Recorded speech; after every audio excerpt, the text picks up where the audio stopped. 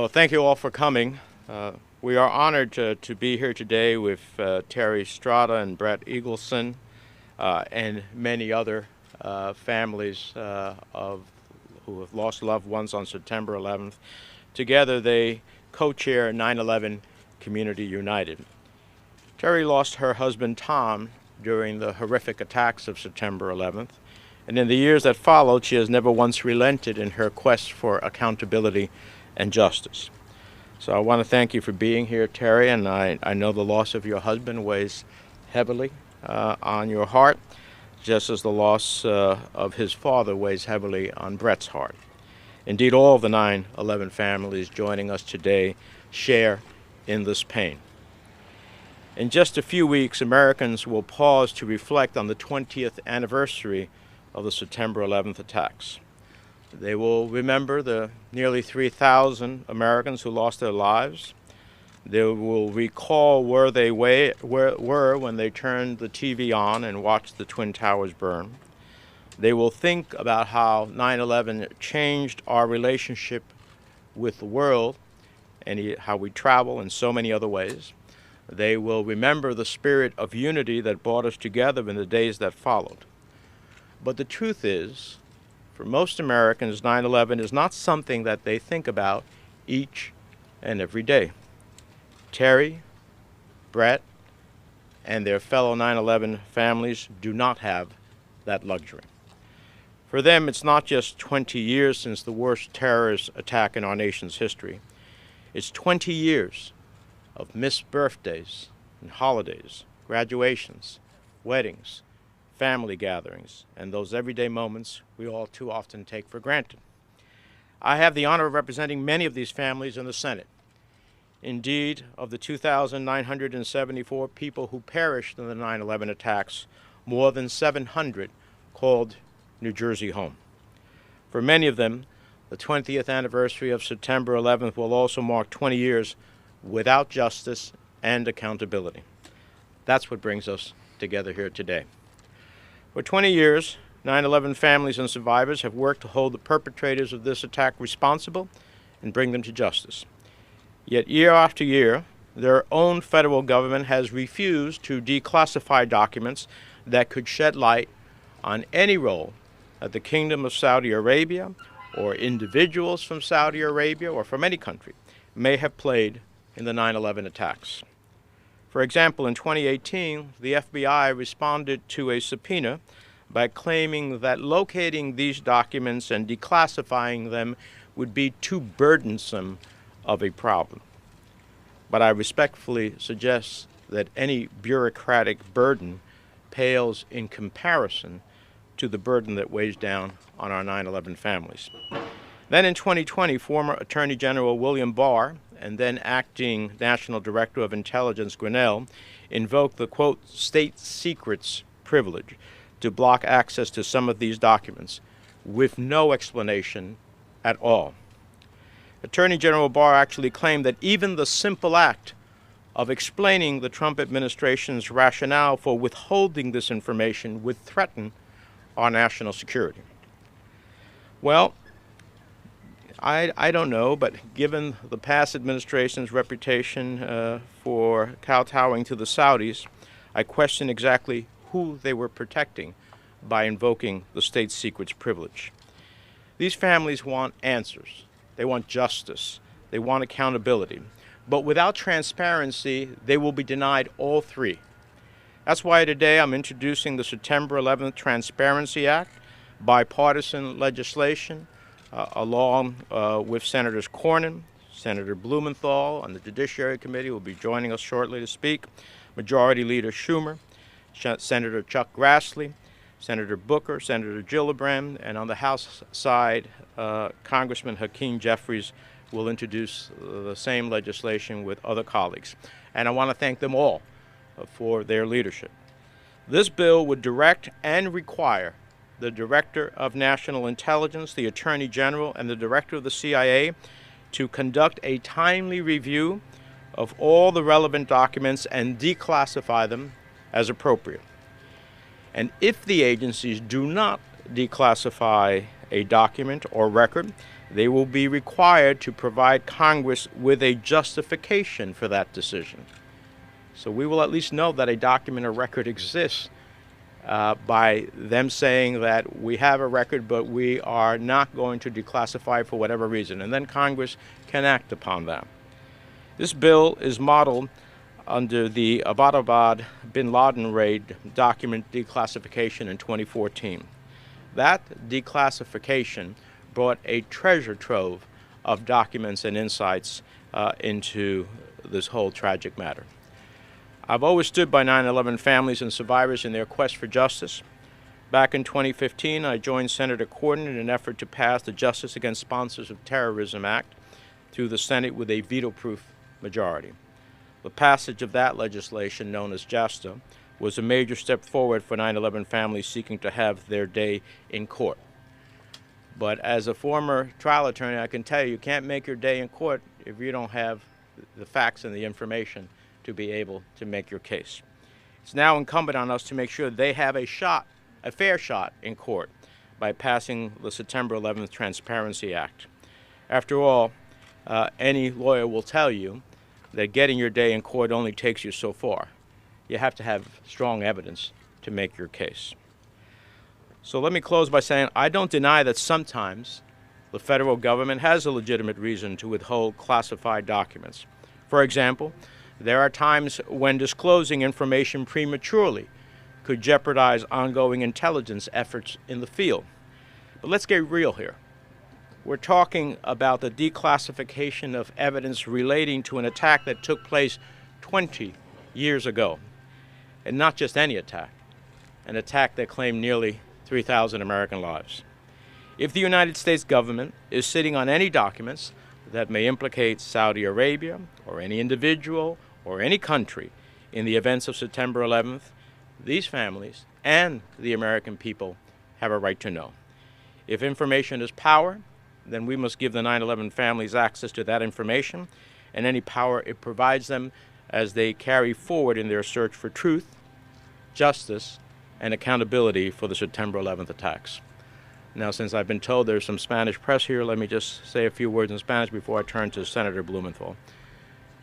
Nuestros esfuerzos aquí hoy con las familias de septiembre 11 es para crear justicia, es para tener transparencia, es para asegurar que ellos pueden tener, después de perder tantas vidas de familias, la oportunidad de saber quién participó en ese día de infamia en septiembre 11. De clasificación de información que tiene el gobierno federal, sobre todo después de 20 años de que fue ese día trágico, es una forma de que estas familias pueden saber y, si es necesario, llevar su oportunidad a las Cortes de los Estados Unidos. Pero sin esa información no hay justicia. Sin esa información no hay fin. Sin esa información actualmente no se puede crear una clausura en esta herida. Y por eso estamos aquí para insistir que el gobierno federal, todo el Departamento de la CIA, el Departamento de Justicia, el Departamento de Inteligencia Nacional, tiene que revisar los documentos, declasificar esos que son elegibles bajo el proceso normal, y si no declasifican uno de los documentos, dejar el Congreso de los Estados Unidos saber el por qué no está declasificando ese documento. Eso simplemente es justicia. With that, let me introduce my key co-sponsor, longtime supporter of our efforts in this regard, the senior senator from Connecticut, Senator Blumenthal. Thank you. Thank you so much, Senator Menendez. I'm honored to stand with you today as we have stood together for these 9/11 families over many years, and I want to thank Senator Menendez for his steadfast, unrelenting leadership on behalf of this cause. But most important, I want to thank the families who are here today. Brett Eagleson and others like him have been tireless, courageous, strong in championing this cause. They've become more than constituents, they are friends, almost family, to many of us who have been at their side. And on a day like today, virtually cloudless skies, our minds go back to that moment of unspeakable horror when our nation was attacked. Our nation bore the brunt of unimaginable pain and grief because of the thousands of deaths on that day, and our nation deserves the truth. This cause is bigger than just these families. The American people deserve the truth. They deserve to know what is in those hidden and concealed files. And the American people should demand justice for these families. Not just to have their day in court, but real justice, which requires disclosure and declassification of this evidence. This act requires simply a review within specified time limits so that not only the potential attackers, but also our government can be held accountable. These families have mounted a legal struggle against the Kingdom of Saudi Arabia, and now their struggle is not only against the Saudis, it is against their own government that is continuing to conceal evidence necessary for them to have that fair day in court. And that is unconscionable and unacceptable. This effort has spanned Democratic and Republican administrations, beginning with the Obama administration and JASTA, when Senator Menendez and I and others led an effort to open those courthouse doors, to give our courts jurisdiction over this cause of action. And it included a resolution, again, overwhelmingly bipartisan, in 2018 that said to the United States government, you must declassify these documents to the extent practicable. Administrations, both Republican and Democrat, sadly and unforgivingly, have refused to provide this information to these families and to the American people without explanation or justification. There has been no explanation or justification for their invoking classification or the State Secrets Act. And let me just be very blunt. Embarrassment to the Saudi government is not a legal justification. Liability to the Saudi government is not a viable explanation. The American people deserve the truth, even if it is embarrassing and even if it causes liability to the Saudi government.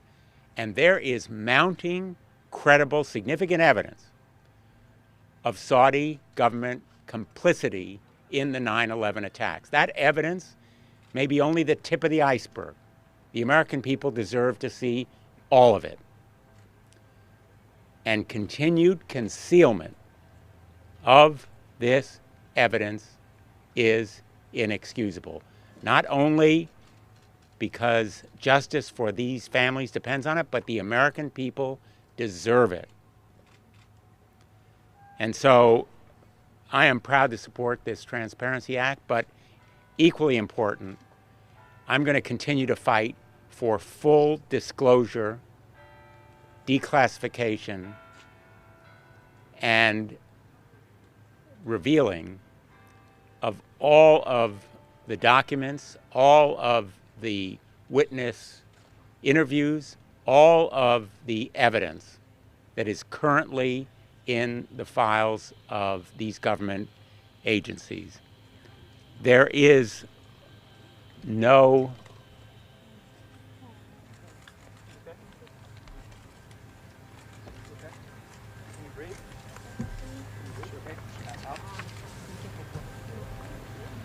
I have water in my bag, blue navy bag right there.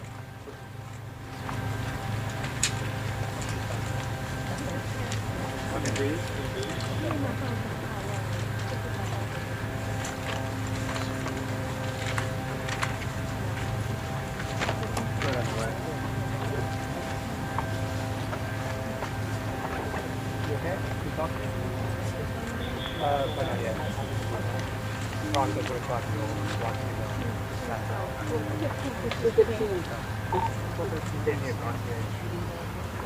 What's your name? Okay, what hurts? What's that? Your stomach? Stomach pain.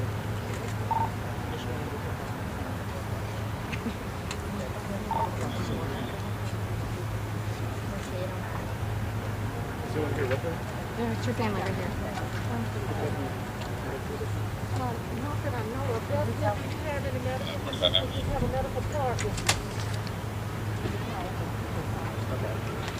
You guys want to just give her some space, just so we're going to add that to the family. Over. Okay. There's water. They're gonna. Everything else. 129A. What's the issue? Ask me where you're feeling right here. Have you had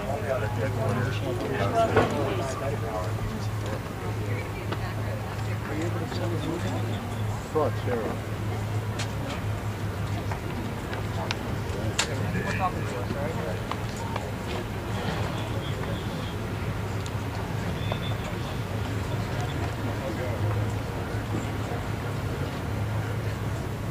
She's a member of the Carter family. Sharon's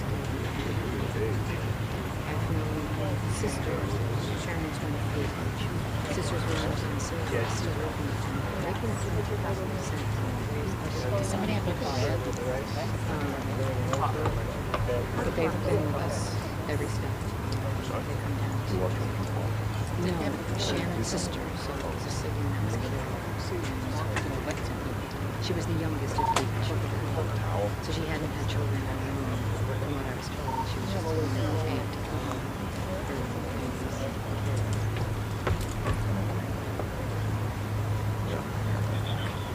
Just have to wait.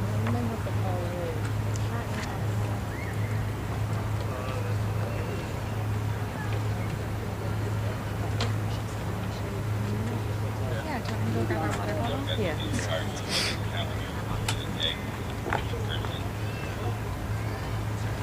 Hey, can you see us? Can you see every vision? Don't worry. Hi, Pamela. Yeah, we were out here standing in the sun. That's okay. She's okay. She passed out. Is an ambulance coming?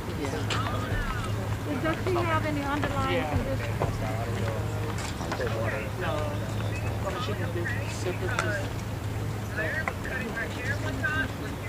But she's in the sun.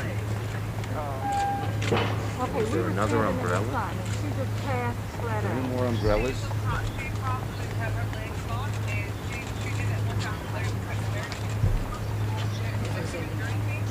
She had water this morning and she had breakfast this morning.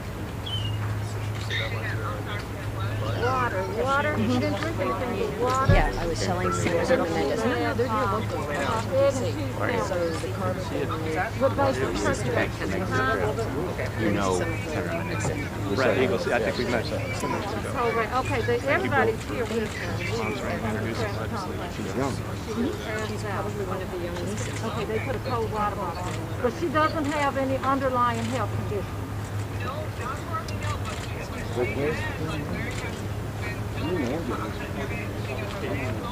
She had a leg lock. I didn't notice whether or not her leg was. Okay, so she might have done that. Okay, but she doesn't have any underlying health condition. Are they in the area that's in here? Well, they're in North Carolina. Oh, okay. So you're the caretaker? Good. My mom wanted me to tell you that she was supposed to be here today. Okay, so as long as we know that we don't have to worry about any underlying health. For the grandchildren. So, okay, all right. So we're gonna make sure that she's okay. That I just put her in check on. Larry.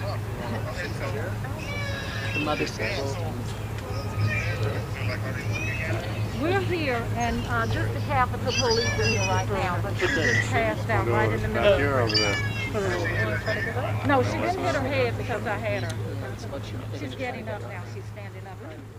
We're gonna walk through it.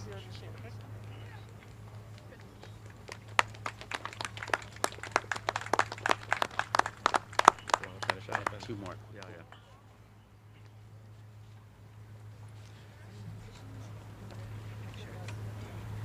I think we've been joined by Senator Schumer. He is here. I saw him right If you He want went to out to if the you want he's to way finish over up. there. He's looking for an ambulance. Yeah, he's waving down the ambulance. He's coming. He saw us waving. Okay. Let me just finish up with a few quick points. As I was saying, we're 20 years removed from 9/11, and there seems really no basis to claim that sources or methods would be endangered by revealing this information. And if there are, the government should at least make that point. So far, it has failed or refused to do so. It has refused to provide any explanation or justification.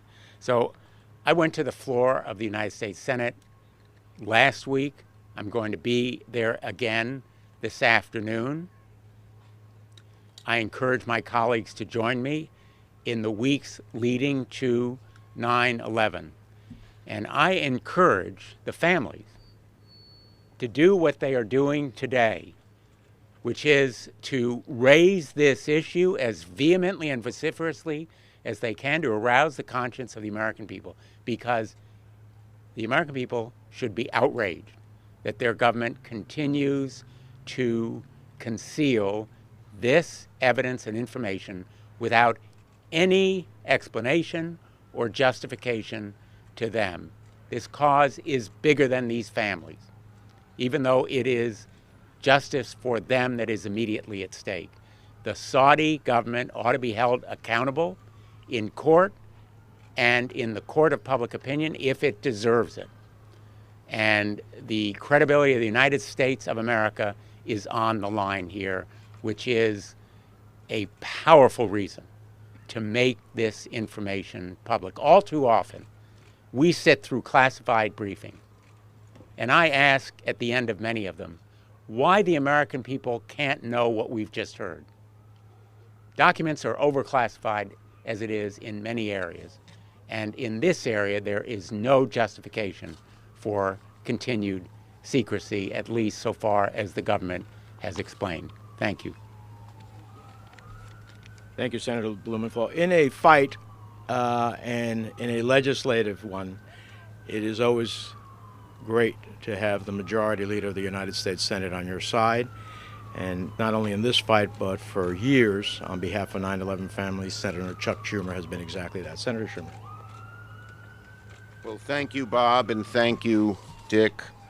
And I just want to thank all of our families, Terry Strada, her daughter Caitlin, and all of the other families here from New York, from Washington, and from all other places. Now, I wanted to quickly stop by and lend my support as a co-sponsor of this bill and thank not only Senators Menendez and Blumenthal, who have joined me in so many successful efforts on behalf of the 9/11 families and the 9/11 community, but who are leading the charge on this issue. And again, I want to thank them as well as Senator Grassley, Senator Cornyn. This is a bipartisan bill. We have tried to make all of these efforts bipartisan, and this one is as well. The September 11th Transparency Act is near and dear to my heart as a New Yorker, and it's underlined by one single word: justice. Justice, justice, justice. That's what this is about. I don't care what the relationship is with Saudi Arabia or any other country. If they did something that is bad and horrible, that should be brought to account. What we've learned in history, when you hide secrets, they occur again and again and again. When you bring them to light, sunlight is the disinfectant. And I don't care, nothing should get in the way here. No political or diplomatic or geo-military consideration should get in the way of simple justice after something like 9/11 with its horror happened. The American people and the 9/11 families have lobbied for years in pursuit of answers, and members of Congress have stood beside them. They must get those answers. They must get them now. I will fight as hard as I can to see that this outstanding piece of legislation becomes law. And again, thank my colleagues and thank the families and apologize that I have to leave. When I see them hold up those little pictures of the loved ones they have lost, I remember, I still think of this almost every day, of going to the towers. President Bush got Senator Clinton and I, she was then my co-senator, a plane. And before we even got to the rubble where you could smell the death in the air, were thousands of people standing in line holding pictures. Then there was hope. Have you seen my daughter Mary? Have you seen my brother John? I'll never forget that. Never forget that. Thank you for being here. Thank you, everybody. Appreciate it. And sorry to be quick. Thank you. Thank you so much. Woo-hoo. Thank you. The young lady Destiny, I think, is going to be just fine. She was here representing her family, and so we wish her well, and she's in good hands now. Terry Strada is the national co-chair of 9/11 Families United, and she's going to speak to us now. Thank you so much. Thank you, Senators Menendez and Blumenthal, and thank you everyone for being here today.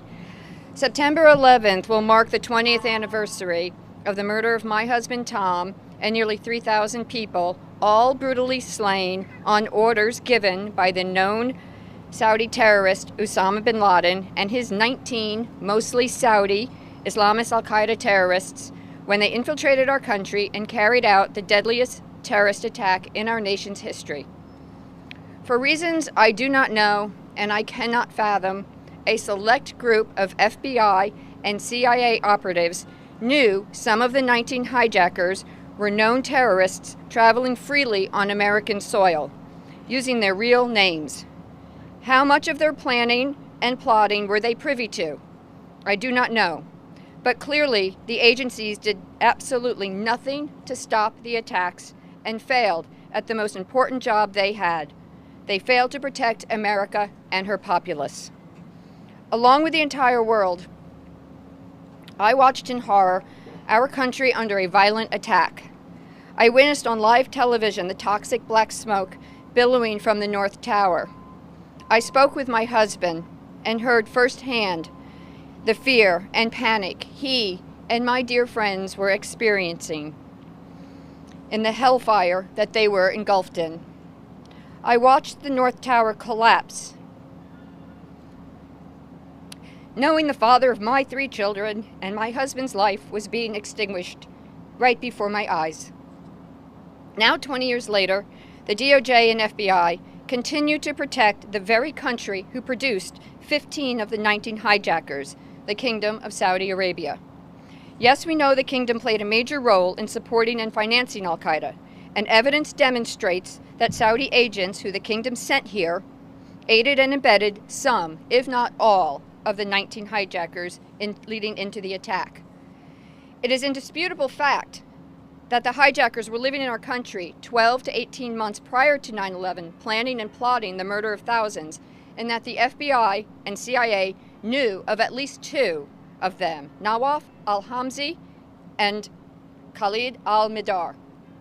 Rather than hold the kingdom accountable, the State Department, FBI, and CIA continue to betray the 9/11 community and cower to the kingdom's desperate pleas of keeping Saudi Arabia's involvement in murdering our loved ones a secret, while the Department of Justice ignores our pleas for the truth, instead choosing to help keep the kingdom's dirty little secret that they support radical Islamist terrorism and the hateful ideology that spawned the largest mass murder in our country's history and death of my husband and our children's father. For what? And I ask why. Every administration since 9/11 continues to turn their backs on us, the victims' family members and survivors. Why are we standing here today, adversaries to the FBI and Department of Justice, instead of allies? And perversely, why do they stand as allies to the kingdom against us? Critical documents are being held from public view because the DOJ refuses to release them in any format. In fact, in many cases, they refuse to even look at the documents responsive to the subpoena served on them in April of 2018. Instead, our government argues it would just be too much of a burden for them, for the most advanced country in the free world, to review documents it is supposed to be vigilant about retaining from one of the most important investigations the country has ever performed. Let me underscore that. We, the 9/11 community, we, the American public, are too burdensome in the eyes of the bureaucracy. We are asking too much for them to tell us what they uncovered in looking into the attacks on all of us. By keeping evidence hidden that will shed light on the brutal murder of our loved ones, our own government is not only perpetuating our continued pain and suffering, but it is also leaving the facilitators of the attacks unaccountable and our nation vulnerable to future terrorist attacks. This travesty of justice must come to an end in order for this chapter of our lives to close and keep Americans safe from the endless grief and gruesome carnage terrorist attacks leave behind. For 2 decades, Congress has shown a united front and been a staunch supporter for transparency regarding 9/11 and our quest for the truth. Many here today have walked beside us on our path of grief. They have worked hard for us and the American people by passing a resolution to release the 28 pages. Those pages offered us clear facts about the Saudis' involvement in 9/11. Congress also worked for 7 years on the Justice Against Sponsors of Terrorism Act, JASTA, ultimately voting unanimously for its passage with unfettered enthusiasm and then overriding a presidential veto to enact JASTA, cementing our right to our day in court and what we believed would ensure all the evidence would see the light of day. No one standing here today, no one standing in the Capitol behind us, has ever anticipated the level of pushback, the lack of respect, or the extent to which our State Department, the Department of Justice, and the FBI would go to withhold vital investigative reports from the 9/11 community and the nation at large, all in an effort to protect the kingdom from embarrassment and accountability. Attorney General Garland, Director of National Intelligence Haynes, FBI Director Wray, and the State Department, by ignoring our direct pleas to them, are showing us where their loyalty lies time and time again, with a foreign nation capable of murdering their own. Aside from the occasional disingenuous words to recognize our loss, by protecting the Saudis, they have not shown their allegiance to us or the American public. They have ignored numerous letters, not only from us, but from several members of Congress as well. We have never been met with such disdain. Not only have they snubbed our invitations to meet in person, the DOJ has fought vigorously to avoid producing mountains of documents responsive to the subpoena that was served on them 3 years ago. This legislation in the Congress, and I pray this administration, will right that wrong. While the DOJ claims it has distributed thousands of pages to our representatives, that claim falls patently short of what was requested. Instead of allowing the DOJ to continue cherry-picking what documents it wants to release and tolerating their indefensible excuse that it would be too burdensome to search their files, we now have the full force of the United States Senate, and we anticipate all of Congress supporting a full declassification review process of all relevant documents related to the Saudis and 9/11.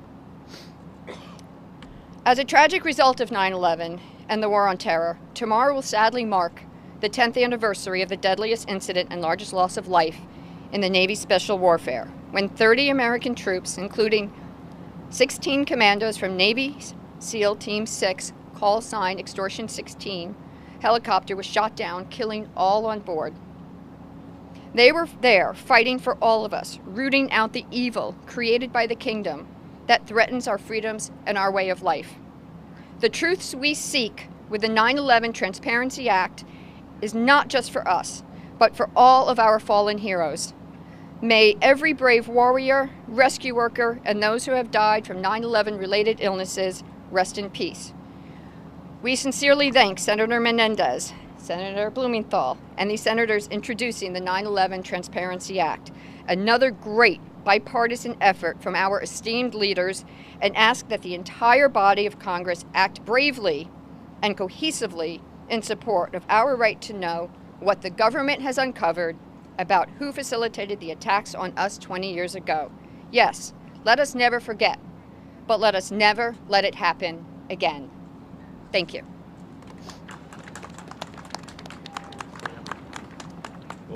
Thank you very much, Terry, and we admire you taking your personal tragedy and turning it into a powerful and just purpose.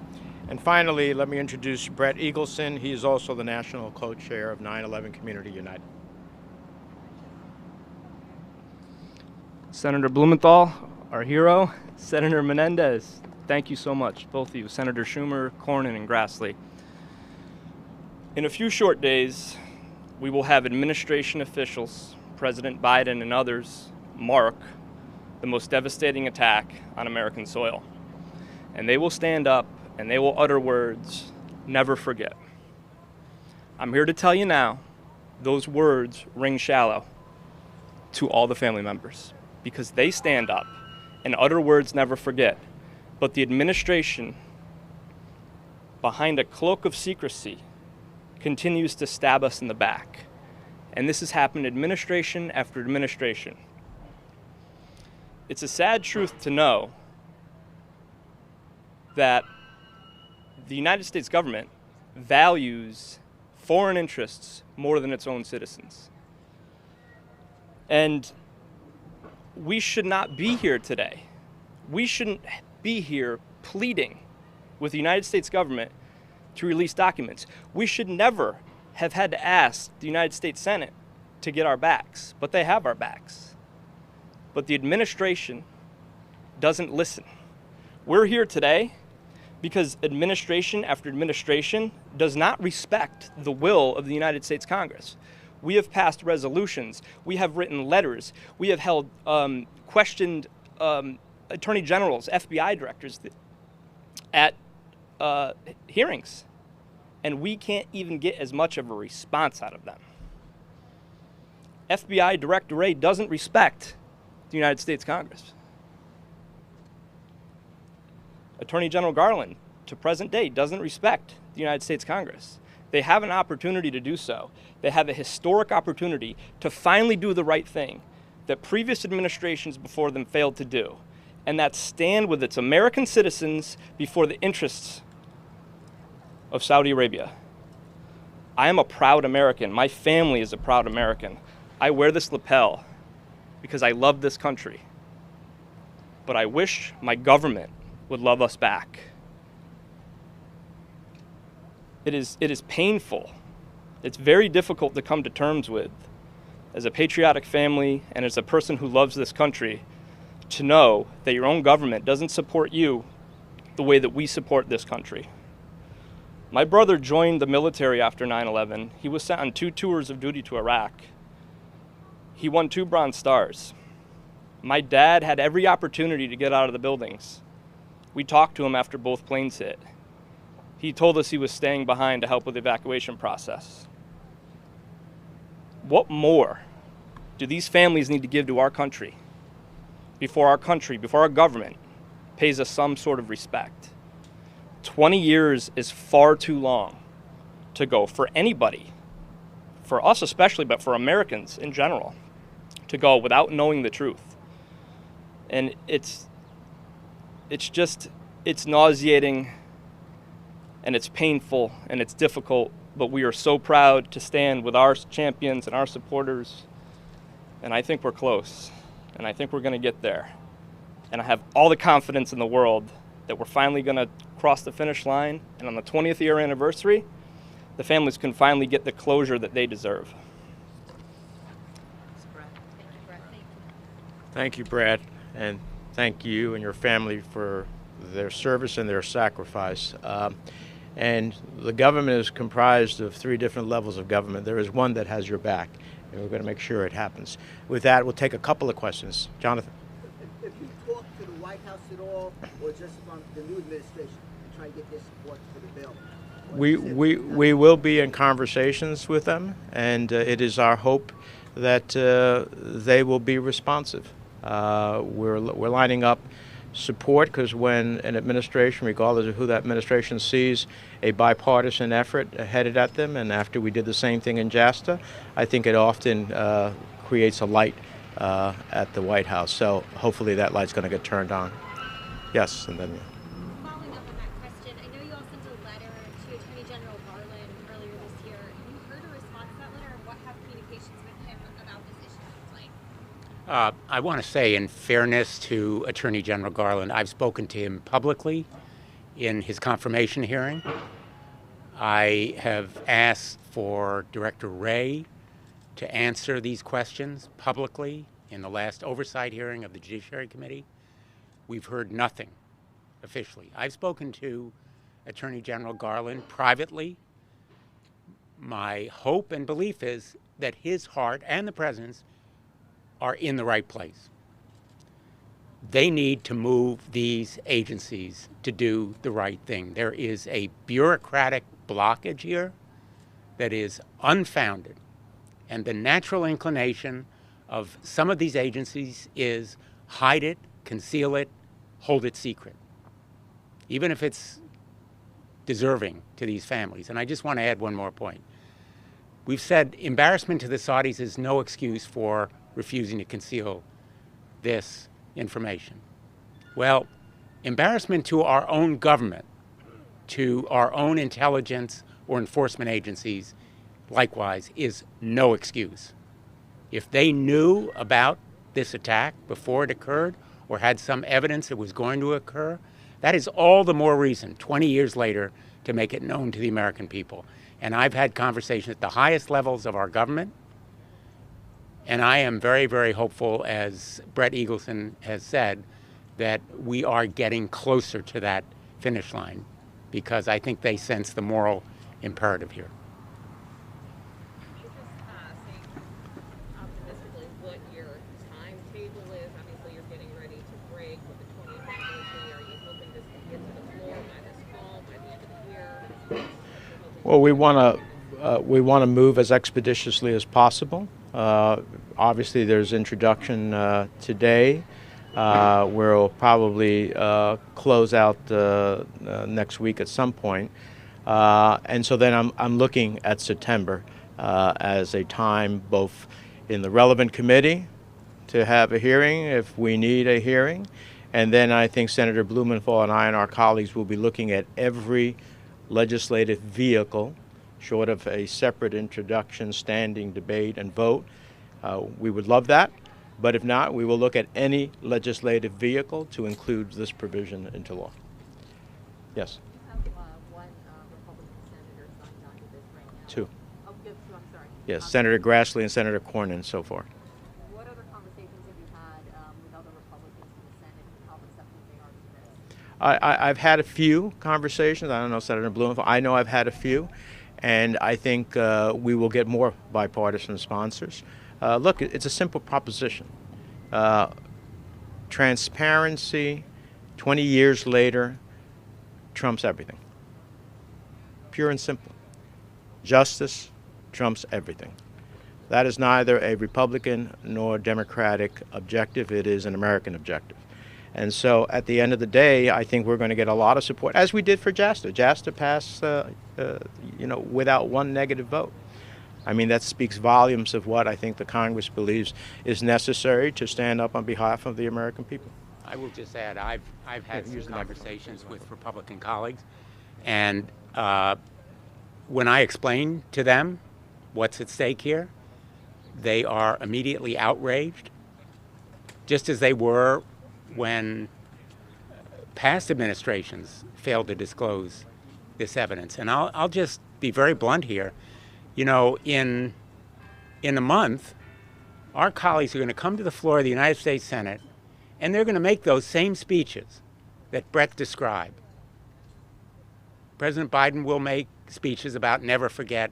Our colleagues will make the same speeches, and their words will ring hollow unless they support this measure. And these families are going to hold them accountable as well. So I predict we'll have the same kind of support here that we did on JASTA. Remember, we overrode President Obama's veto, not by a little bit. The American people want justice for these families, but they also want to know the truth. The most heinous sin you can conduct in the eyes of the American people is to conceal truth that involves their national security. And this truth is vital to Americans' national security. So I predict we'll have a lot of Republicans on our side.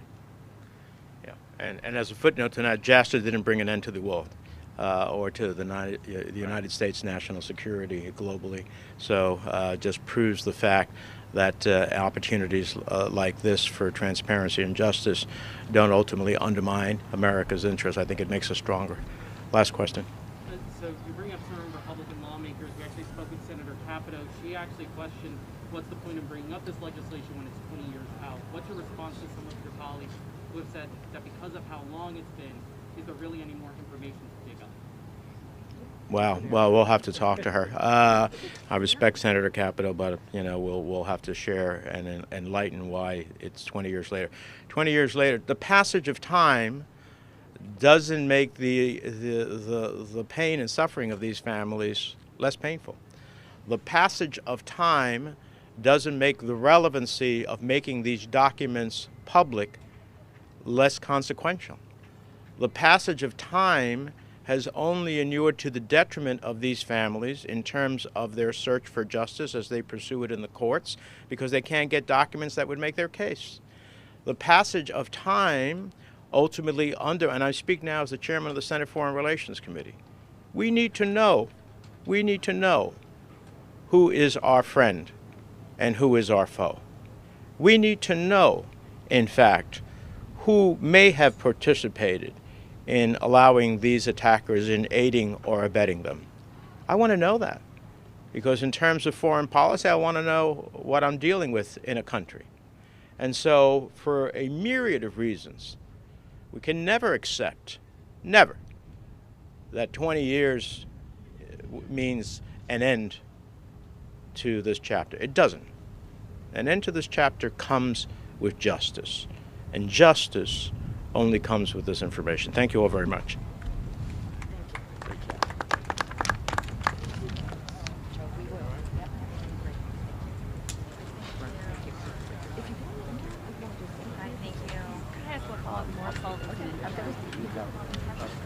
Yes, I do. Yes. I'm to the point now. If you had done your jobs, we wouldn't be here. So I've heard your name Same before. people that didn't do their jobs, but keeping Yeah. Let's start connecting those. Yeah.